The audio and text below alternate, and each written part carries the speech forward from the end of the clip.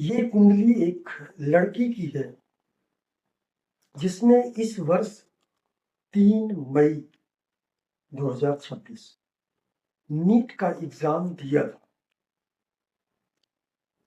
आप सभी लोग जानते हैं कि वो नीट का एग्जाम पेपर लीक होने की वजह से रद्द हो गया। 2 मई को इन्होंने मुझसे सवाल किया था कि क्या ये मेरी बेटी नीट का एग्जाम क्लियर कर लेगी। 2 मई को प्रश्न किया था, 3 मई को एग्जाम था।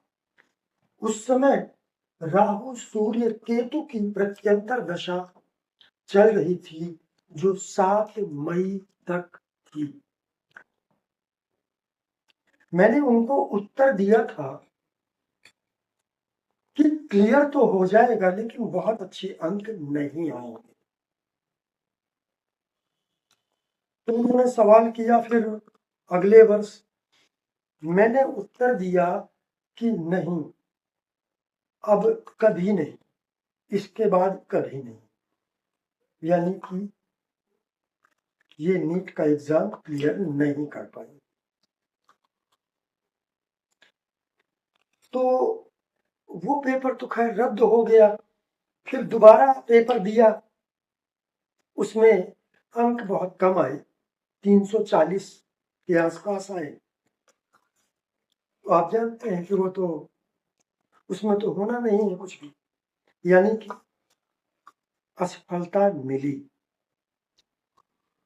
तो आज मैं ये कुंडली लेकर आया क्यों हूं, इसका विश्लेषण करते हैं। और आप देखिए क्या है कि जो भी ये लग्न कुंडली है, दशम भाव में सूर्य स्थित है, सप्तम में यहाँ चंद्रमा स्थित है। ये दोनों ग्रह बता रहे हैं कि ये लड़की बायोलॉजी लेगी। इसने बायोलॉजी लिया। अब हर स्टूडेंट जो बायोलॉजी ले रहा है, जरूरी नहीं है कि वो डॉक्टर ही बनेगा। डॉक्टर बनने का योग भी होना चाहिए। और उस चलिए इस कुंडली में तो हम योग भी मान ले कि है, लेकिन दो बातें होती हैं ज्योतिष में। एक तो ग्रह योग और दूसरा उसको फलित करने वाली दशाएं, उचित समय पर प्राप्त दशाएं। अगर योग है लेकिन उचित समय पर दशाएं अच्छी नहीं मिली है तो उस योग का भी कोई अर्थ नहीं रहता। दशाएं बहुत अच्छी है लेकिन ऐसा कोई योग आपकी कुंडली में नहीं है, तब भी आप जो सोच रहे हैं वैसा हो नहीं पाता है। तो अब इनकी कुंडली, लग्न कुंडली को देखिए।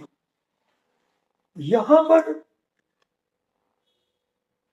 सूर्य सूर्य लग्न का कारक है, स्वास्थ्य का कारक है और सभी का कारक है।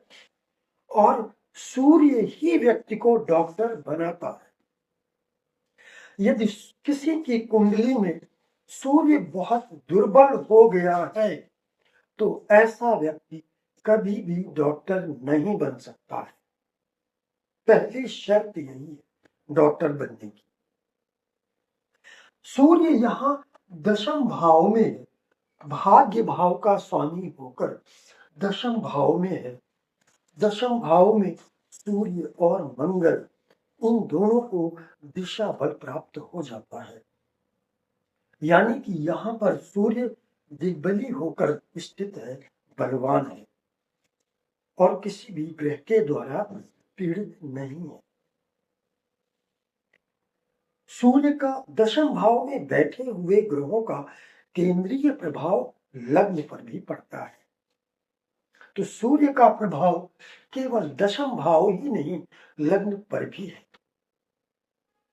चंद्रमा ये जड़ी बूटियों का कारक है। दुनिया में जितनी भी जड़ी बूटियां पाई जाती हैं उनका कारक चंद्रमा है। वो कथा शायद आपको याद होगी, ब्रह्मा जी ने इन्हें चंद्रमा को पूरी दुनिया का चक्कर लगाने के लिए कहा। इन्होंने लगाया, इसके बाद ब्रह्मा जी ने इन्हें जड़ी बूटियों का कारक बना लिया। तो चंद्रमा की दृष्टि भी लग्न पर है, चंद्रमा का भी प्रभाव है। सूर्य औषधि का कारक, चंद्रमा जड़ी बूटी का कारक। यही कारण इन्होंने बायो लिया और ये मेडिकल लाइन में जाने के लिए पर्याप्त है। मेडिकल लाइन में जाने के लिए या बायो सब्जेक्ट के लिए सूर्य, चंद्र, शुक्र यही ग्रह हैं जो आपको बायो दिलाते हैं या मेडिकल लाइन में ले जाते हैं। मंगल बायो तो नहीं दिलाता है, लेकिन मंगल सर्जन जरूर बनाता है। इसके अलावा जो इंस्ट्रूमेंट उपयोग में लाए जाते हैं, मेडिकल इंस्ट्रूमेंट, उनकी मैन्युफैक्चरिंग में भी मंगल का योगदान होता है, मंगल और शनि।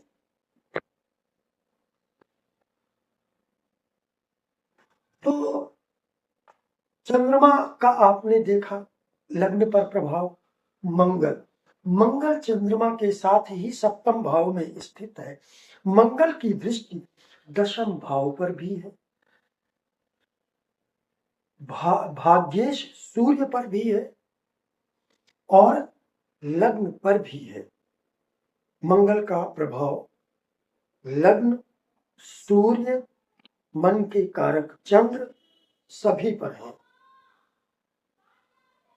तो जब सूर्य, चंद्र, मंगल का प्रभाव दशम भाव और लग्न पर हो तो निश्चित रूप से ऐसा व्यक्ति मेडिकल के क्षेत्र में जाएगा ही जाएगा। लेकिन अब क्या करें कि जब नीट का एग्जाम क्लियर नहीं हो पाया, और क्लियर भी होता, अगर ये पेपर रद्द नहीं भी होता, तो मैंने इनको ये कहा था कि अंक बहुत कम आएंगे। केतु की प्रत्यंतर दशा थी, राहु की महादशा में सूर्य की अंतरदशा और केतु की प्रत्यंतर दशा। केतु यहां शनि के द्वारा पीड़ित है।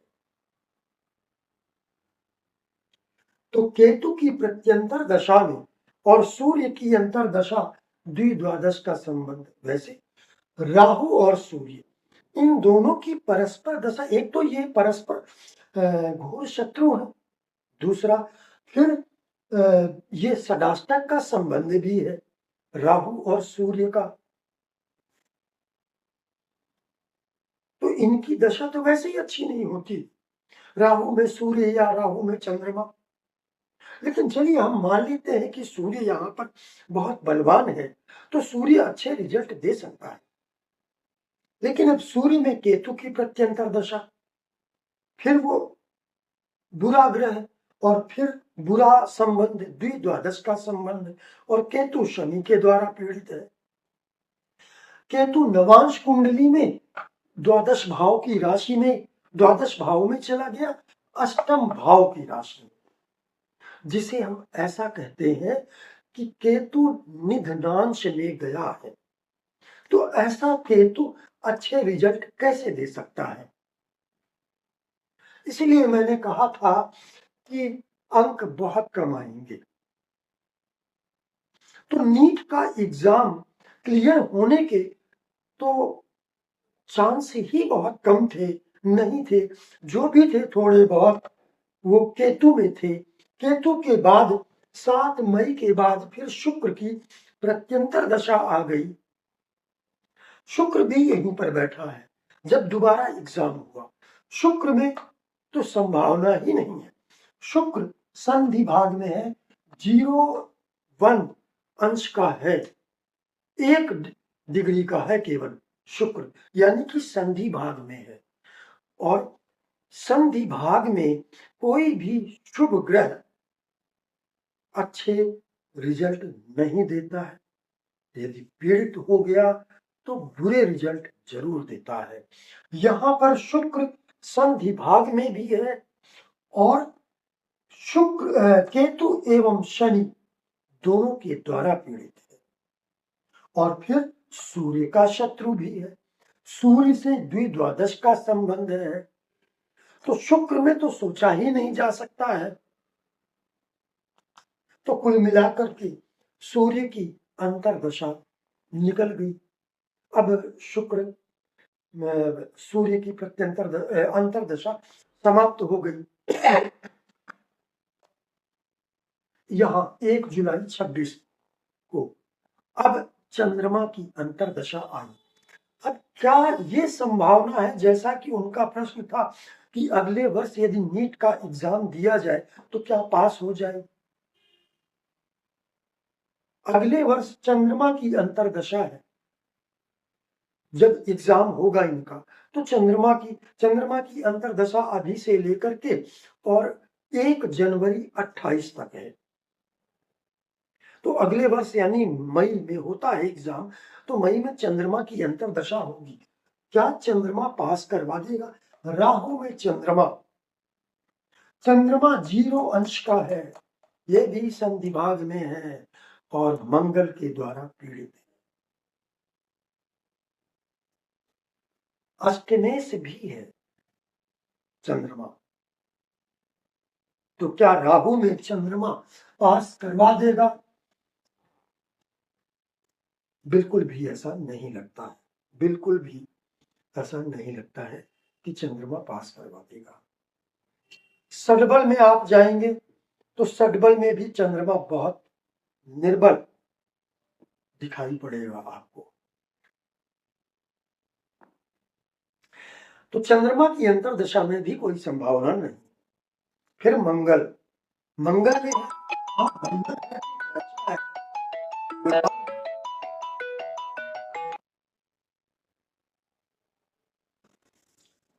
अब चंद्रमा के बाद मंगल 1 जनवरी 2028 से मंगल की अंतर्दशा आएगी। मंगल अच्छा है, बलवान है, कोई दिक्कत नहीं है। पंचम भाव का स्वामी, पंचम में इसकी मूल त्रिकोण राशि, पंचम भाव शिक्षा का भाव। मंगल अच्छा है, बुरा नहीं है, भले ही राहु की महादशा हो और मंगल की अंतर्दशा, लेकिन मंगल बलवान है। तो क्या मंगल सफलता दे सकता है? मंगल नवांश कुंडली में अगर आप देखेंगे तो लग्न की राशि में बैठा है और फिर पंचम भाव में, तो मंगल अच्छा है। इसके अलावा दशांश कुंडली में देखेंगे तो फिर सूर्य की राशि यानी नवम भाव जो उच्च शिक्षा का भाव, उस राशि में और फिर पंचम भाव में। तो राहु का संबंध हर कुंडली में पंचम भाव से, राहु सफलता दे सकता है। लेकिन जब मई में एग्जाम होगा उस समय गुरु की प्रत्यंतर दशा होगी। मई में गुरु द्वादश भाव में है, लग्नेश है, चतुर्थेश है, लेकिन द्वादश भाव में, ये बिल्कुल भी अच्छा नहीं है। गुरु को नवांश में देखें, नीच राशि में चला गया है और राहु के द्वारा पीड़ित भी। गुरु दशांश कुंडली में देखें तब भी नीच राशि में है और वहां भी शनि के द्वारा पीड़ित है। मंगल और गुरु का संबंध यहां पर षडाष्टक का संबंध है। तो क्या मंगल में गुरु सफलता देगा? नहीं, कोई उम्मीद नहीं। द्वादश में बैठा हुआ ग्रह और नवांश में नीच हो जाए ऐसा ग्रह और अंतर्दशानाथ से षडाष्टक का संबंध सफलता नहीं दे सकता है। इसलिए मैंने इन्हें पहले ही कह दिया था 2 मई 2026 को कि कोई संभावना ऐसी नहीं है। अब नीट का पेपर आ गया, अब निराशा तो होती ही है, सभी को होती है, लेकिन क्या निराश होने की जरूरत है? तो इस कुंडली को आप फिर से देखिए, जिसके दशम भाव में सूर्य बैठा हो। सूर्य सरकार का कारक है, सरकारी नौकरी का कारक है, प्रसिद्धि का कारक है, मान सम्मान का कारक है, और दशम भाव भी प्रसिद्धि एवं मान सम्मान का कारक है। सूर्य का यहां पर स्थित होना दो बातें बताता है। पहला कि ये सरकारी नौकरी प्राप्त करेंगी, दूसरा इन्हें मान सम्मान बहुत अच्छा प्राप्त होगा। अब केवल एक ग्रह की के दम पर हम कोई प्रिडिक्शन तो नहीं कर सकते हैं। अब यहां चंद्रमा, ज्योतिष में सूर्य को राजा कहा गया है, चंद्रमा को रानी कहा गया है, यानी कि दोनों ही सरकार के कारक हैं। फिर मंगल, मंगल सेनापति है। सूर्य, चंद्र, मंगल, गुरु ये राजग्रह कहलाते हैं। यदि इनका प्रभाव आपके दशम भाव, दशमेश, लग्न अथवा लग्नेश आदि पर हो तो आपको सरकारी नौकरी मिलती है। यहां पर मंगल का प्रभाव दशम भाव और लग्न पर है, चंद्रमा का प्रभाव भी लग्न पर है, सूर्य का प्रभाव भी लग्न पर है। तो जब दशम भाव और लग्न पर इन राजग्रहों सूर्य, मंगल, चंद्र का प्रभाव हो तो सरकारी नौकरी न मिले ऐसा संभव ही नहीं है। एक बात। दूसरी बात, सूर्य चंद्र मिल करके ये मेडिकल और मंगल मेडिकल लाइन दिखा रहे हैं, तो मेडिकल लाइन ही रहेगी। अब नीट में तो क्लियर नहीं हुआ, आगे भी नहीं होना है, फिर और क्या। तो मैंने इन्हें फार्मा सजेस्ट किया है। क्यों किया है? मंगल और चंद्र या बुध और चंद्र ये दोनों केमिकल के कारक भी होते हैं। युद्ध की बात कर रहा हूं, अकेले ग्रह की नहीं। चंद्रमा तो अकेला भी केमिकल का कारक होता है, और चंद्रमा तो जड़ी बूटी का कारक भी है, बुध भी केमिकल का कारक होता है। तो यहां चंद्र और मंगल स्थित है, इसलिए मैंने इन्हें फार्मा सजेस्ट किया है। अब क्या फार्मा में अच्छा कुछ हो सकता है? क्या हो सकता है? तो आप मंगल पर ध्यान दीजिए। मंगल क्या है? मंगल सेनापति है। मंगल लड़ाई झगड़े का कारक ग्रह है। मंगल एक साहसी निडर ग्रह है और बहुत ही परिश्रमी, हृष्ट पुष्ट बनाता है। मसल्स का कारक भी है मंगल, और ऐसे मंगल का प्रभाव दशम भाव और लग्न पर है, जिससे हम कैरियर देखते हैं। दोनों महत्वपूर्ण भाव, दशम भाव और लग्न, दोनों पर मंगल का प्रभाव। सूर्य लग्न स्वरूप होता है, चंद्रमा भी लग्न स्वरूप, दोनों पर मंगल का प्रभाव, और लग्न पर भी मंगल का प्रभाव, यानी तीनों लग्न पर मंगल का प्रभाव। तो क्या यह संभव नहीं है कि फार्मा लाइन में ड्रग इंस्पेक्टर भी होते हैं? तो इन्हें मैंने ये बताया है कि आपकी बेटी को गवर्नमेंट सर्विस 100% मिलेगी, और लगभग ऐसा ही कोई पद मिलेगा, ड्रग इंस्पेक्टर जैसा। अब मैं ज्योतिषी हूं, कितने कैसे कैसे कौन से पद होते हैं सारी जानकारी तो मुझे नहीं है। मैं तो मंगल के कारकत्व पर निर्भर हूं। मंगल और सूर्य दोनों का प्रभाव, तो और चंद्रमा, मन पर मंगल का प्रभाव, लग्न पर मंगल का प्रभाव। तो इस आधार पर मैं कह सकता हूं कि ड्रग इंस्पेक्टर या ऐसी कोई पोस्ट इन्हें मिलेगी। तो निराश होने की आवश्यकता नहीं है, गवर्नमेंट सर्विस भी है और अच्छी पोस्ट है। सूर्य दशम भाव में बलवान हो तो अच्छी पोस्ट मिलती है, क्योंकि सूर्य राजा है। मंगल का यदि प्रभाव है, मंगल बलवान है, तो मंगल कैप्टन है, इसलिए छोटी मोटी पोस्ट नहीं देता है। तो आज के लिए बस इतना ही। आप सभी लोगों को नमस्कार। पसंद आया हो तो लाइक सब्सक्राइब कर लीजिए। आप सभी को नमस्कार।